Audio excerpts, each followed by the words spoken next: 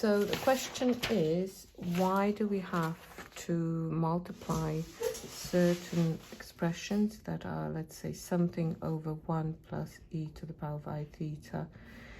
You could have also that something 1 minus e to the power of I theta. Why do we multiply it by e to the power of minus I theta over 2?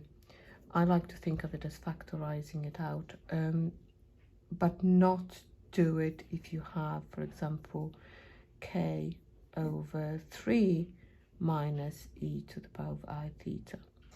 So the idea is there's two different techniques you need to use for either of these. So this one here, you could, although the technique you will use for this one, you could use for that one as well.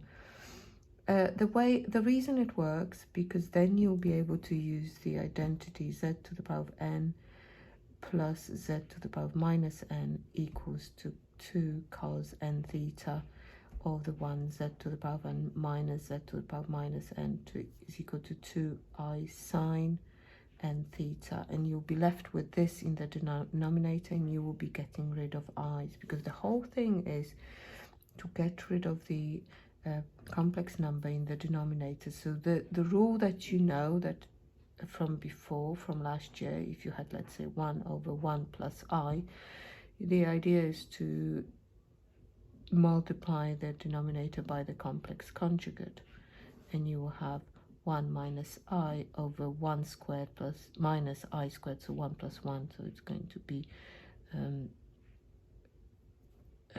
2, which is a half, minus I over 2. So you don't have a complex number in the denominator.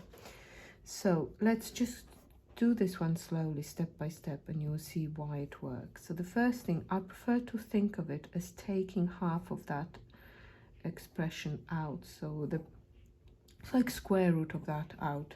So you are effectively taking half power out. Now you need to divide it, since you factorize instead of thinking, you need to divide that 1 by e to the power of I theta over 2. So it's e to the power of minus I theta over 2. You will have plus 1 I theta over 2 positive. In the numerator you still have k. So then you can bring this one, since it's a product, you can bring it to the top. So change the reciprocal to negative power there. And then in the denominator you will have that identity. So theta over 2, e to the power of I theta over 2 plus e to the power of minus I theta over 2. Because remember, these numbers are e to the power of I n theta plus e to the power of I minus I n theta. So these are just switched around. So this one can be replaced with 2 cos theta over 2. And then you don't have any i's in the denominator. You can express the numerator as a complex number in a plus ib form. So you have k, and then this one is going to be cos theta over 2 minus I sine theta over 2 divided by 2 cos theta over 2. And that allows you to separate it into two parts, imaginary and real. So you have cos theta over 2 divided by the cos theta, so it's k over 2. And this one is k over 2. You will have I, so I, k over 2, let's keep that in brackets, sine theta over cos theta will give me tan theta over 2. So then if it's something to do with the series questions, you will have s equal to that and c equal to that as part of your answer. So what about if it's a minus? Well, the same thing can be applied. You will take the half power out. You have e to the power minus I theta over 2 minus e to the power of I theta over 2, and then you will have k. So again, bring this e to the top, give it a minus, and over here you will have this identity, except the signs of the powers are switched, so that means we are taking away the other way around, so it's minus 2i sine, and this is going to be theta over 2. Now you say, well, we haven't got rid of the I in the denominator, but you have, because you can now multiply everything by I, and that will become minus 2 I squared, which is minus 2 times minus 1, which is 2. So you will have in the top, you will have ki, because you multiply the top and the bottom by I. You will have cos theta over 2 minus I sine theta over 2. And in the denominator, you will have 2 sine theta over 2. And again, you could just multiply this by I, and you will have ki cos theta over 2 divided by 2 sine theta over 2. So it's going to be I lots of k. Cos theta over sine theta will give me cot theta over 2. And then it's going to give you minus ki squared. So minus ki squared gives me minus k times minus 1. So it's going to be plus k over 2. And the signs will cancel. So the real part on this one is k over 2, and then imaginary part is k over 2 cot theta over 2. The objective is to rewrite these as in a plus ib form, which we have done here. Now, why doesn't this work? This method works for expressions like this one. So if you've got k over 3 minus e to the power of I theta. I'm hoping that if you do get a question like this, they will give you some hints in part A, and that would be part B. So the reason it doesn't work, because you don't have the same number of terms in the denominator, so you would not be able to use this identity completely. You could if you just wrote it as 2, well, I don't think it would work actually. You could. So one way of doing it is to rewrite it in trigonometric form. So you write it as cos theta and then minus I sine theta. And then you multiply the top and the bottom by the complex conjugate. So there's the real part, there's the imaginary part. So 3 minus cos theta plus I sine theta. And you do the same to the top. Now this way it works, but it is going to be quite time consuming, but let's just give it a go. 3 minus cos theta plus I sine theta in the numerator, and in here you will have, it's the difference of, remember the difference of 2 squares. If you've got a plus ib multiplied by a minus ib, that will always go for a squared minus I squared b squared. So it's always a squared plus b squared. So I could just quickly write it as 3 minus cos theta all squared plus sine squared theta. And then you just need to manipulate the denominator. So expand that to get 9 minus 6 cos theta plus cos squared theta plus sine squared theta. And that becomes 1. So you have 1 plus 9, so it's 10 minus 6 cos theta in the denominator. And in the numerator, you've got k times 3 minus cos theta plus I sine theta. So then you've separated, you'll have the real part, k times 3 minus cos theta over 10 minus 6 cos theta plus I, and then k sine theta over 10 minus 6 cos theta. So maybe that's fine. Okay, alternatively what you could do is just think to multiply it out, to get rid of the I part, I need to multiply it by the complex conjugate. So what would the complex conjugate be? Okay, so it's going to be the same number as here, but you're going to have the opposite theta here. So because over here, let me just show you, the complex conjugate of this complex number is 3 minus cos theta plus I sine theta. So if I wanted to write it back into this, I'll be writing it as cos theta minus I sine theta. So can you see that this is actually 3 minus an e to the power of minus I theta. So this is the complex conjugate, looks exactly the same, but with the minus in front of theta. So you don't change the brackets. So you just need to be aware of it.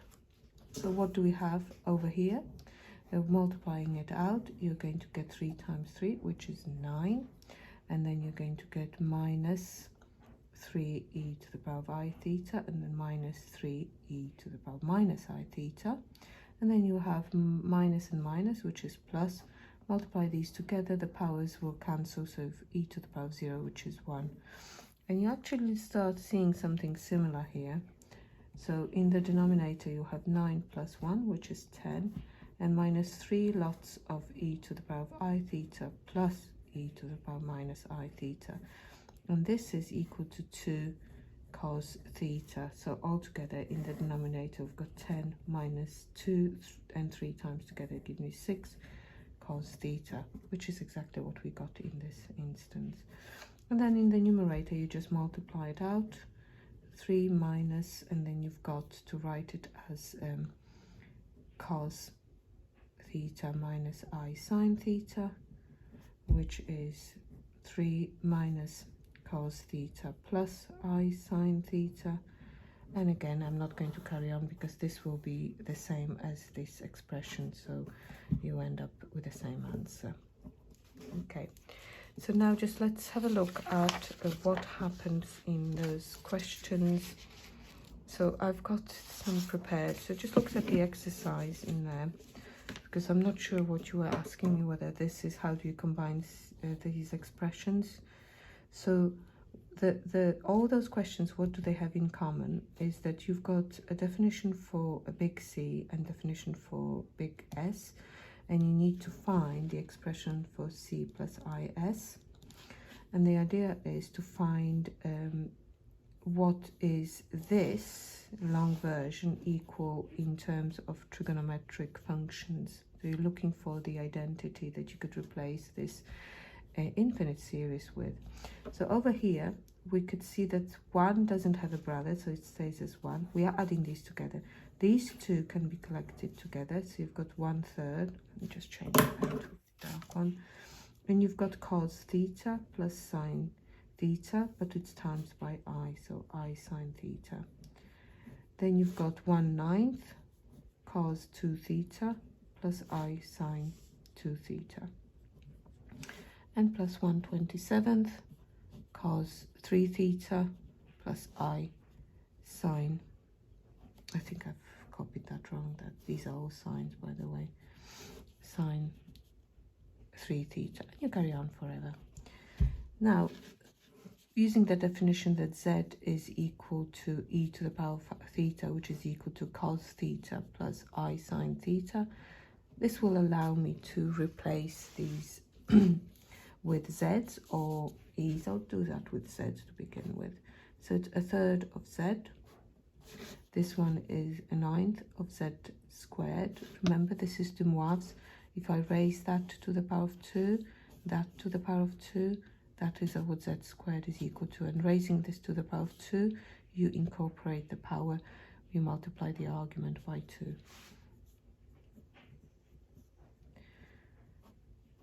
Okay, so now you can see that this is geometric progression. You start with the first term a, that's equal to 1. The second term is 1/3 of z, so you multiply that by 1/3 of z. Let's check if I multiply it by 1/3 of z, will I get the next term? Yes. So sum to infinity is a over 1 minus r, so it's going to be 1 over 1 minus, and you've got 1/3 of r, 1/3 of z. There you go. So multiply it up and the bottom by 3, you will have 3 over 3 minus z. But z can be replaced with e to the power of I theta. And then here, you cannot take a half power. You are going to be better off either changing this into trigonometric function, so write it in trigonometric form, or multiply the top and the bottom by the complex conjugate, which is the same but with a minus I theta, so like I've done in the example before. Having done that, you will have a complex number with a real part and then I lots of imaginary part.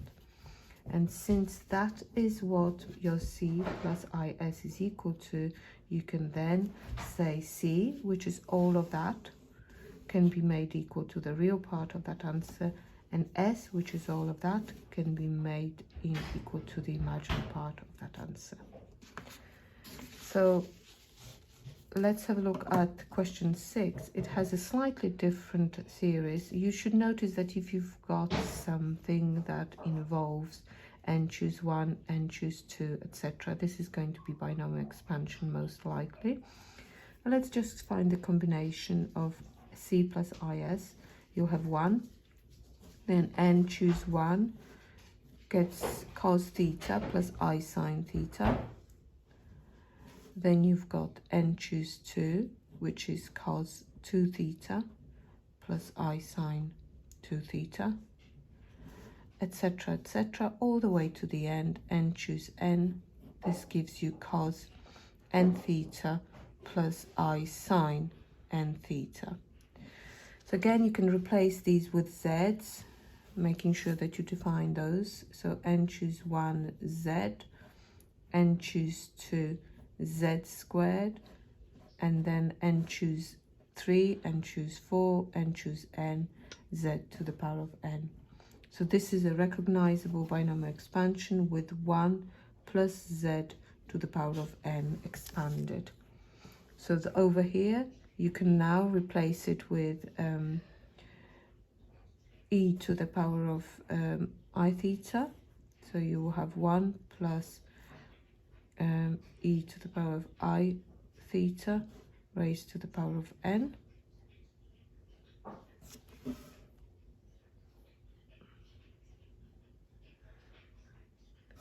There you go. And we can start taking the half powers out again. So you will have e to the power of I theta over 2 raised to the power of n. Then you've got e to the power minus I theta over 2 plus e to the power of I theta over 2 raised to the power of n. So you don't have a choice with this, you have to use this method here. Now this here, you can incorporate the n into this complex number, so it's going to be e to the power of I n theta over 2. And this here, this is going to be 2 cos theta over 2 raised to the power of n. So what happens there? You got rid of the I parts from that, so you have 2 to the power of n, and then cos to the power of n theta over 2, and this is a complex number, cos n theta over 2 plus I sine n theta over 2.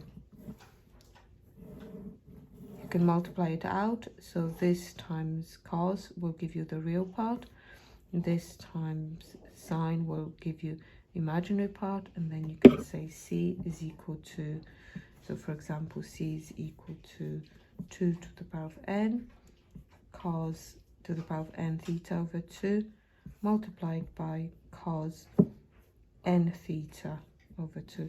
Actually, that power of n here might be better off writing it outside because it looks very similar to the other answer, to the other n. Okay, and then for sine, you'll just do the same, but rather than having cos n theta over 2, you'll have sine n theta over 2. So I'll have a go at 7 for you as well. So this looks very similar to the first one. You will have C plus IS will be, if you combine that, you will have 1. Then you will have minus a half, and you will have cos theta minus, plus, oh yeah, we're taking minus, so it's minus sine I sine theta, and then you will have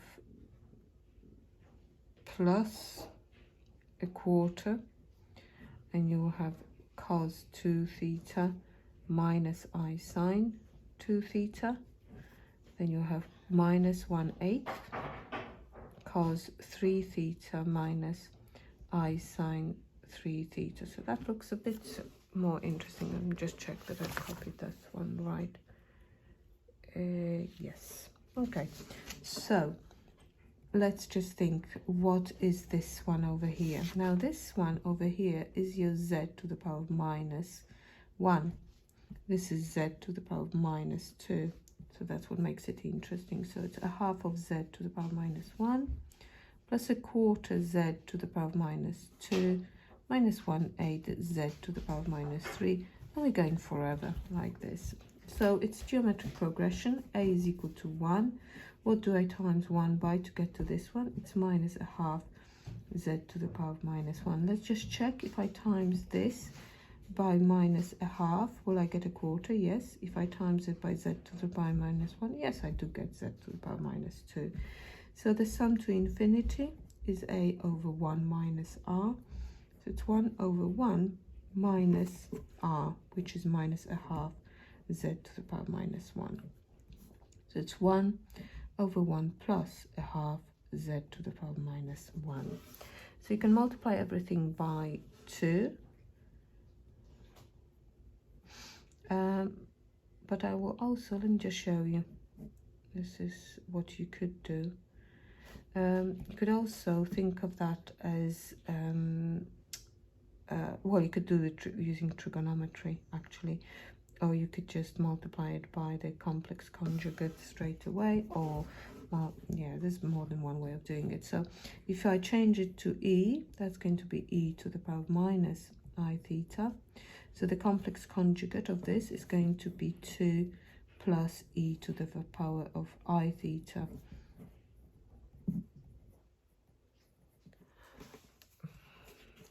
Okay, so you can just change that into trigonometric form whenever you're ready, and then just do the whatever we did before. In the denominator you have 2 times 2, which is 4. You have e to the power minus I theta and e to the power of I theta. That will become 1, and then you'll have 2 of e to the power of I theta plus e to the power minus I theta. So in the denominator you will have 5 plus 2, and that is going to be 2 cos theta. And then that one on the top can be changed into cos theta plus I sine theta. Okay, so you can finish it off later. There you go. Hopefully it is more clear now.